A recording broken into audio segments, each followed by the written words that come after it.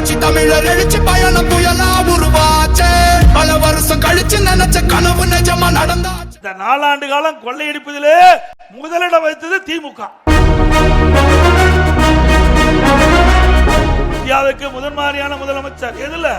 கொள்ளையடிப்பதில் பெரிய சாதனை படைச்சிருக்கார் ஸ்டாலின். திரு உதயநிதி அவர்களை துணை முதலமைச்சர் ஆக்கியிருக்கார். திரு உதயநிதி ஸ்டாலினை துணை முதலமைச்சர் ஆக்கி குடும்பத்தில் அழகு பார்த்துட்டு இருக்கார். இதுதான் திரு ஸ்டாலினுடைய சாதனை. இந்த 4 ஆண்டு காலம் கொள்ளையடிப்பதிலே முதலிடம் வைத்தது திமுக. எப்ப பார்த்தாலும் ஸ்டாலின் சொல்றார், இந்தியாவிலேயே சூப்பர் முதலமைச்சர், இந்தியாவுக்கு முதன்மாரியான முதலமைச்சர் எதுல? கொள்ளையடிப்பதில். வேற எதுல நீங்க சூப்பர் முதலமைச்சர் இருக்கிறீங்க? நீங்க சிந்திச்சு பாருங்க. திருவாரூர் மாவட்டம் நல்லிலம் சட்டமன்ற தொகுதியில் ஏதாவது ஒரு திட்டத்தை கொண்டாந்துருக்காங்களா? நான் பேசி முடித்த பிறகு என்னென்ன திட்டத்தை கொண்டு வந்தேன் என்று பட்டியலிட்டு சொல்றேன். இதே திமுக முதலமைச்சர் ஸ்டாலின் அவர்களே, நீங்க இந்த பகுதிக்கு வந்தா என்ன இந்த மக்களுக்கு செஞ்சேன்னு சொல்லுங்க. தில்லு திராணி தெம்பு இருந்தா உங்களுடைய ஆட்சியில் என்ன செஞ்சேன்னு சொல்லு. உங்களை எதுக்காக தேர்ந்தெடுத்திருக்கிறாங்க? மக்களுக்கு சேவை செய்ய, மக்களுக்கு நன்மை செய்ய. எதுவுமே செய்யலையே. 4 ஆண்டு காலம் உருண்டு ஓடி போச்சு.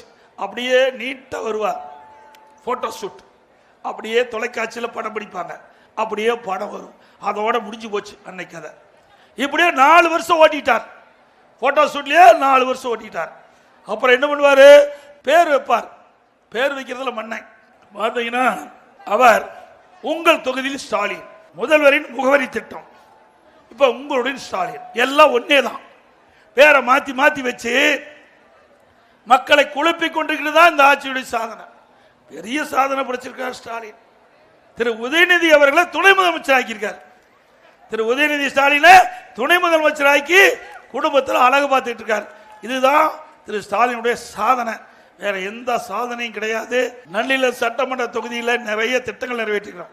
அதை ஏன் இங்க சொல்றேன்னா, 2 நாளைக்கு முந்தி இதே ஸ்டாலின் பேசினாரு. திருவாரூர் மாவட்டத்திலிருந்து தான் பேசினாரு. எடப்பாடி பழனிசாமி ஊரூரா சுத்திக்கிட்டு இருக்காரு, என்ன செஞ்சார் அப்படிங்கிறார். இந்த நன்னிலம் சட்டமன்ற தொகுதியில் என்னென்ன செஞ்சுன்னு சிலவற்றை மட்டும் உங்களோட கவனத்தை கொண்டு வரேன். நன்னிலத்தில் அரசு கலைக்கல்லூரி கொடுத்தோமா இல்லையா? ஏழை எளிய ஒடுக்கப்பட்ட நசுக்கப்பட்ட விவசாயி தொழிலாளருடைய மக பட்டப்படிப்பு படிக்கக்கூடிய சூழ்நிலையை நன்னிலம் சட்டமன்ற தொகுதியில் உருவாக்கி தந்தோம். குடவாசல் அரசு கலைக்கல்லூரி கொடுத்திருக்கிறோம். வடங்க மாநில புதிய பல்வகை தொழில்நுட்ப கல்லூரி பாலிடெக்னிக் கல்லூரி கொடுத்திருக்கிறோம். நன்னிலத்தில் 3 கோடியில பேருந்து நிலையம், குடிமராமத்து திட்டத்தில் தூர்வாரி பலப்படுத்த கடைமடை மற்றும் நீரொழுகி உள்ளிட்ட கட்டுமானங்கள் புனரமைத்தல் உள்ளிட்ட பணிகள் 6.5 கோடியில் செஞ்சு கொடுத்திருக்கிறோம். சிறப்பு தூர்வாரும் திட்டத்தின் கீழ் 10.5 கோடி மதிப்பீட்டில் 46 பணிகள் மேற்கொண்டு கொடுத்திருக்கிறோம். பாஞ்சியாறு 10 கோடி மதிப்பில் தூர்வாரப்பட்டு நவீனப்படுத்தப்பட்டிருக்குது.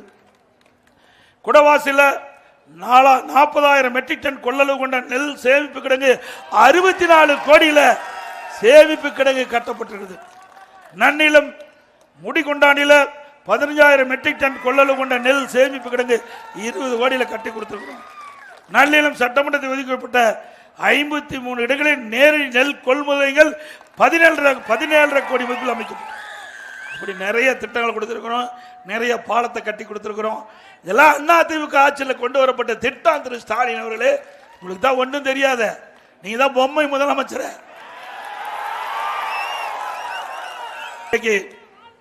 அதிமுக ஆட்சிக்கு வந்தா என்னென்ன செய்ய வேண்டும் என்று இந்த மக்கள் கோரிக்கை வச்சிருக்கிறீங்க. இன்றைக்கு நன்னிலத்தில் உணவு பதப்படுத்த பூங்கா அமைக்க வேண்டும் கேட்டுக்கிறீங்க. வழங்கிய மாநில நவீன அரிசி ஆலை வேண்டும் கேட்டுக்கிறீங்க. பேரளத்தை தலைமையிடமாக கொண்டு புதிய ஊராட்சி ஒன்றியம் அமைக்க வேண்டும் கேட்டுக்கிறீங்க. நன்னிலத்திற்கு புறவழிச்சாலை வேண்டும் கேட்டுக்கிறீங்க. நன்னிலத்தை தலைமையிடமாக கொண்டு ஒரு தாலுகா அலுவலகம் வேண்டும் கேட்டுக்கிறீங்க. நன்னிலம் அரசு மருத்துவ தரம் உயர்த்த வேண்டும் கேட்டுக்கிறீங்க. நிறைய கோரிக்கை அறிவிச்சார் காமராஜ் அவர்கள். அவரு ஒரு 30 கோரிக்கை அடிச்சு கொடுத்திருக்காரு. சொல்றாரு, அலுவலகக்குள்ள தானே பால் குடிக்கிறார், கேட்டா தானே கொடுப்பீங்கிறார்.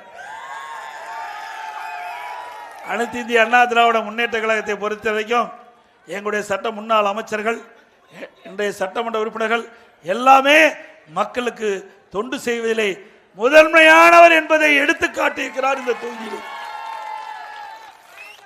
வருகிற அடுத்த ஆண்டு நடைபெறுகின்ற சட்டமன்ற பொதுத் தேர்தலிலே அனைத்து இந்திய அண்ணா திராவிட முன்னேற்ற கழகத்தின் சார்பாக நிறுத்தப்படுகின்ற வேட்பாளருக்கு 2 லட்சத்திலே வாக்களித்து வெற்றி பெற செய்யுங்கள்.